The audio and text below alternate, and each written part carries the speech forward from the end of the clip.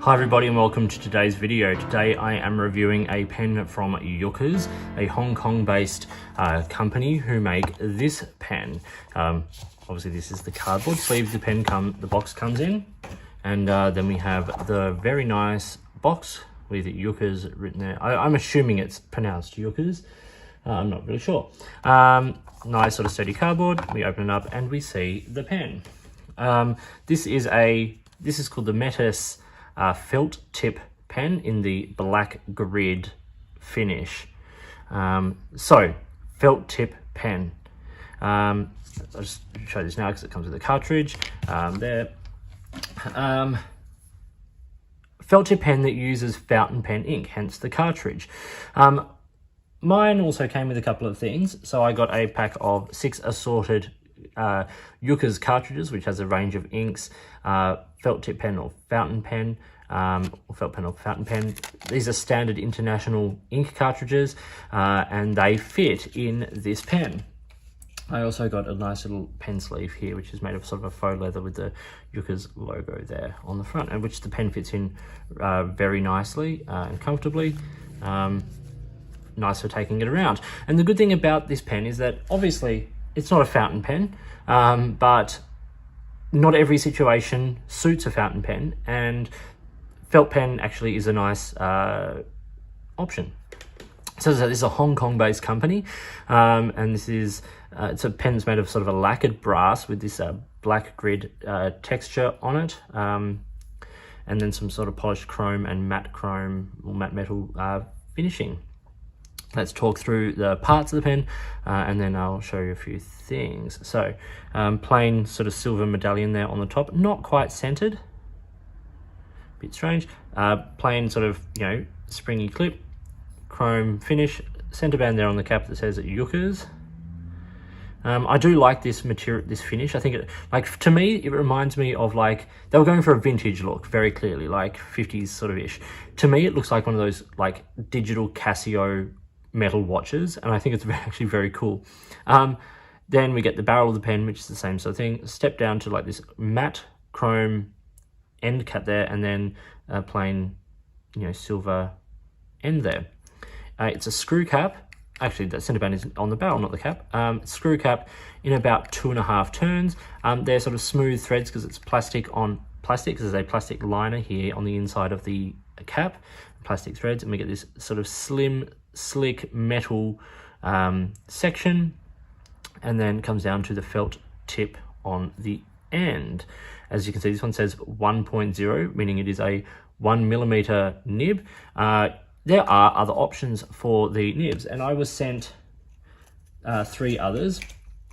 So I got the 0.8, 1.2, and 1.4. I'm going to talk a little bit about these in a minute, but these are what are available. As it is fountain pen ink, so you can put a cartridge in here. Now I have a cartridge of Diamine Oxford Blue in here just because it's my favorite ink, and if you're going to use a pen that can use fountain pen ink, why not use what you love? And I've been using this for weeks now, and you can see it's made very little indent into the ink. I've been using it for writing shopping lists and to-do lists and things like that. And yes, so the threads are smooth, but you do feel them under your fingers as you do feel that sort of step down. And it is a narrow, slim section, and it can be a bit slippery, but it is okay. I wouldn't probably use this for long writing sessions. It's also not a particularly big pen. It does post, and it posts securely, but is a little bit back weighted perhaps. But it's a nice build construction. I think it's got a great look, and I think the functionality of using a fountain pen cartridge for a felt tip pen is very cool. And then of course other pens that use fountain pen ink, Monteverde Engage, which is a rollerball. You've got the J.O. Band pens. Lots of other pens do use fountain pen ink, and there are ways of hacking things like even the Retro 51 to use fountain pen ink. But this is a felt tip pen designed for that. Now, because it is a felt tip pen, there are concerns. How will the pen stand up to use? How will you clean? All those sorts of things. Well, I can say the cleaning is very easy. Basically, you flush through I'll show you on a clean one. So these have all been used, as you'll see in the writing sample. Let's use the 1.2 here, because this is one that I gave my rough treatment to in doing this review. Okay, so you can see like there's a little bit of sort of staining on the tip there, just a tiny bit. Okay, basically using a bulb syringe, I flushed water through and until it ran basically dry. Then I soaked the tip in water for 15 minutes, which is what they suggest, and then dried it, and then I wicked it on a piece of paper towel overnight just to get any of that moisture out of it.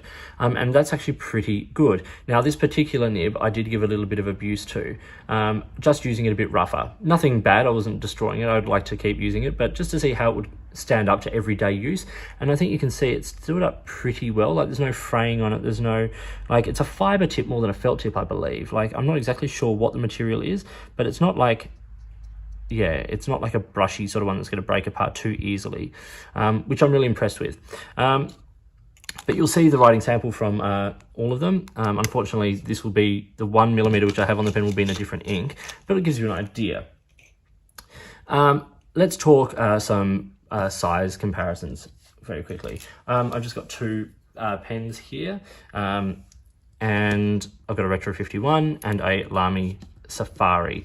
So you can see where it fits. It's not a huge pen. It's about the same size as a Retro 51, and in fact, if you uncap it,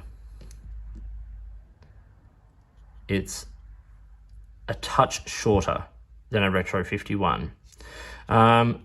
And posted it sort of, if you put it alongside the Lamy Safari, which posts, you can see it's still, you know, like considerably shorter. The dimensions of the pen are as follows.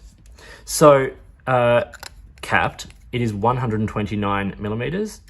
Uncapped, it's 119, which is just on a usable length for me. Just have like a decent length away from the edge of the, you know, the paper. Yeah, it's just usable. Posted, it's 159, but it is a little bit back heavy. The section is 8.5mm, which is just a bit thin in my book. For like, it's thicker than a lot of ballpoint pens and some felt pens on the market, but if you're used to like a more fountain pen size section, you'll find this a little bit thin. The pen weighs 32 grams, 20 of which is in the body of the pen and 12 in the cap. So when you do post it, you do feel that extra weight there on the back. But the balance when it's unposted is quite nice, and the pen does feel nice in the hand. Let's do a writing sample, and then we will come back to it. So here I have some Clairefontaine paper. Now, another issue that people are concerned about with a pen like this is, will it dry out? One thing I have noticed is the longest I left it for was a week, and it took like 3 letters to get writing. Now, this has been uncapped a bit, waved around a bit. This has also not been used for 4 days now. Like, I purposely left it so that we could see how it writes after a few days of not writing. Let's see how it goes. This is the Yookers. So yeah, first letter's a little bit dry. Then after that, we get sort of full saturation. In fact, you'll see in a minute what I'll be mentioning. Metis felt pen, or felt tip pen. And this is the black grid. Oh dear, bad writing, I'm very sorry. The ink in this is Diamine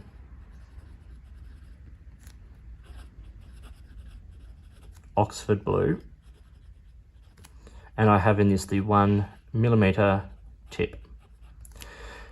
Obviously, things like flex and reverse writing that you'd normally do with a fountain pen aren't an issue here. Wetness, I think it's pretty wet, like property of the ink as well and the paper, but you know, typical felt pen in that respect. More ink conservative, shall we say, than a fountain pen. Always keep that in mind. Okay, so what I've done here at the bottom of the page is I've written with each of the nibs, the 0.8, the 1.2, the 1.4, as this is just a black ink, and this is Diamine Oxford Blue, so it is a different ink, but it gives you an idea. So this is the 1, I'll say 1.0.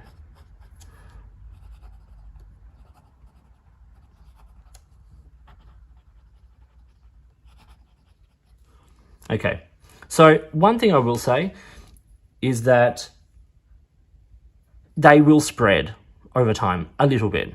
But the difference between the 0.8 and the 1.4, like in this sample, like the difference is minimal between the pens. In my opinion, like the 1 or the 1.2 is probably going to be like the equivalent of, say, a medium to broad fountain pen at best. Like probably the 1.4 is closer to a lot of the broads we use.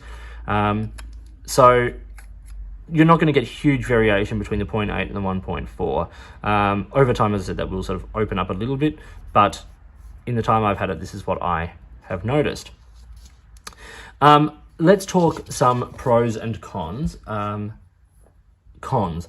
There is a slight tendency, I'll just get this back out, for the ink flow to change slightly. So you can see like it's quite dark at the top here where we're getting quite a lot of ink. And then as we move down through the writing sample, it gets lighter. We're putting less ink down because the tip is less saturated by that point. The flow is not always 100% consistent. As I said, drying out, not so much an issue. Like 4 days and it took half the letter Y to get writing again. And, you know, any felt tip pen is going to have a similar issue to that. Another issue is the section. It is slim and it is metal, which is going to upset a lot of people. And it can be a little bit slick, you know, like, and also like fingerprint magnet, like it just picks up everything. Another sort of issue, you know, like the price. MSRP is 55 American and the street price is 44 American. Now for a fountain pen, that is a pretty reasonable price, especially for something that's built as well as this is. Like the build quality on this is lovely. You know, we're not talking like extraordinary, you know, sort of like manufacturing or anything like that, but it's well made. It's held up. Like this has been, you know, to the supermarket number of times, you know, with shopping lists and things like that. It's been out and about. It's been in use and it's held up super, super well. But for a felt tip pen, for those people who are used to buying, you know, sort of like felt tip pen from your standard stationery store, of course this is going to be more expensive. This is a reusable, refillable felt tip pen that uses a fountain pen ink cartridge. So it's a slightly different beast. One thing I don't like is the labeling being that sort of like large on the nib. I think on the tip there, I think there could have been a way to make it a little more subtle. The big question a lot of people had, of course, was about wear and tear on the tip. And as I said, I think it's rugged enough for everyday use for a period of time. I don't know if you can buy the tips separately. If you can, if they're replaceable, great. You know, obviously that's not going to be the same cost as replacing the entire pen. But I don't think you're going to run into, unless you're like abusing it, I don't think you're going to run into too many issues too soon with these. As I said, I treated one a little bit rough. And it was fine. And when I say rough, like I was writing hard on the page or I was writing on rougher surfaces and it didn't damage. Like I could have taken it a lot harder, as I said, but I didn't want to purposefully damage it. Yeah. Okay. Pros for this, there's lots. It's ink efficient. Like it uses very little ink. You're still using a lovely fountain pen ink, but it's, you know, it's pretty ink efficient. I think it's a really smooth writer. Like felt tip pens, obviously, like you don't have metal on the surface, so like it's a different sort of smooth, but like it's not dry, it's not like dragging on the page at all. It's nice. It's really nice to write with. There are a variety of tips available, like from 0.8 through to 1.4. It gives you a chance to choose something that is closer to what you want, which is great. And they're cleanable. Like, as I said, I flushed it, I wicked it, and it's ready to go again. So you can change inks, and it is suggested that you clean them regularly. And of course, it is suggested that you avoid things like pigmented inks or shimmer inks because a felt tip pen is just not going to let those things through. The big pro, it uses fountain pen ink. We love these inks, and any chance to write with them in any format for me is a win. I love ink. I love like Oxford Blue, and I love Robert Oster Tranquility and all of this, and I can now get to use them in a pen that isn't just a fountain pen. It's a felt tip pen, and I can use them in rollerballs. So I get to now, you know, it's lovely to have the option of using those inks in a pen like this. So this was the Yookers Metis felt tip pen in the black grid. There are a number of finishes available and at different price points and things, so check out the brand. A few retailers carry them. As I said, Goulet Pens in the US carries them, so check them out. I think it's a really interesting concept. I think it's working really well. I think they'll continue to develop it and continue to develop different pens in the line and all of that. I don't think it's perfect. I think the section is a bit slim, it's a bit smooth, so perhaps they can come up with a few different versions of that, but I love the finish of the pen, I love the design of the pen, and I love the fact that it uses fountain pen ink. So for me, those are all wins, and I'm enjoying it. So thanks for watching, and please get in touch using any of the platforms listed below. You can find me on Instagram or Twitter at @_offstage_me, or you can contact me in any of my videos here, or drop me an email, which is listed down below. If you've got products you think I should be looking at, or if there's a way you'd like to support the channel by sponsoring a review or providing an item for review, please get in touch, because I would love to hear from you. Your support makes these videos and this channel possible.